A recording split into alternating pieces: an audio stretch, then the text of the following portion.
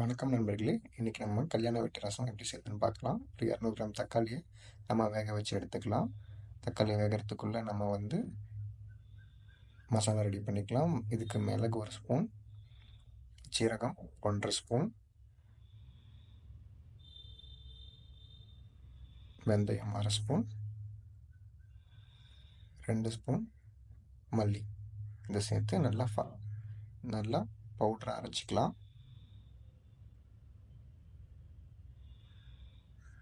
இப்போது 3 பச்சை மிளகாய், ஒரு 10 பல் பூண்டு, இதை கொரன்னு அரைச்சி எடுத்துக்கலாம்.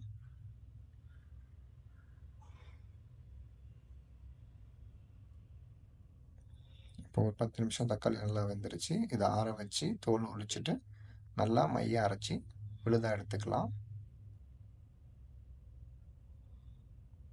ஒரு கடாயில் 2 தேக்கரண்டி எண்ணெய் சேர்த்து இது கூட 1/2 ஸ்பூன் ஜீரகம், 1/2 ஸ்பூன் கடுகு, 1/4 ஸ்பூன் வெந்தயம் சேர்த்து நல்லா பொரியிட்டோம். இப்போது நம்ம அரைச்சி வச்சுருக்க அந்த மசாலாவை சேர்த்துக்கலாம். கொஞ்சம் கருவேப்பிலை, இது கூடவே நம்ம கொரன்னு அரைச்சி வச்சுருக்க பூண்டு மிளகாய் அதையும் சேர்த்து ஒரு 2 நிமிஷம் நல்லா எண்ணெயிலே வதக்குவோம்.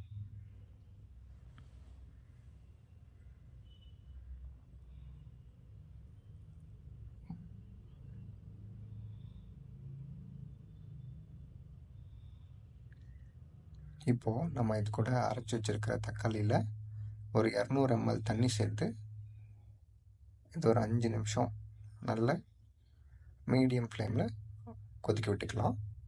இது கூடவே ஒரு சிட்டிகை பெருங்காயம், 1/4 ஸ்பூன் மஞ்சள்தூள் சேர்த்துக்கலாம். ஒரு 5 நிமிஷம் நல்லா இது வேகட்டும்.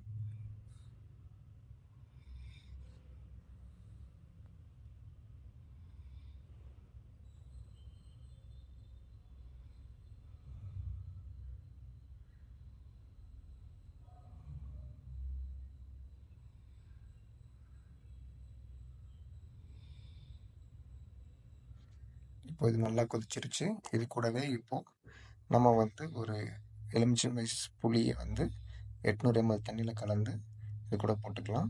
தேவையான அளவு உப்பு சேர்த்துக்கலாம்.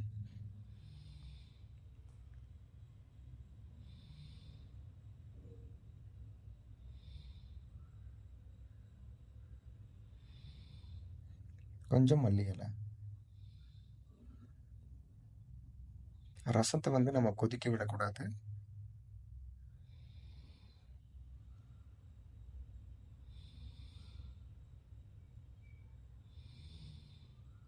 இப்படி பொங்கி வரும்போது ஒரு கொஞ்சமாக நாட்டு சர்க்கரை இல்லைன்னா வெல்லம், சர்க்கரை ஏதாவது ஒன்று சேர்த்துட்டோம்னா நம்ம சுவை இது கூட்டி கொடுக்கும்.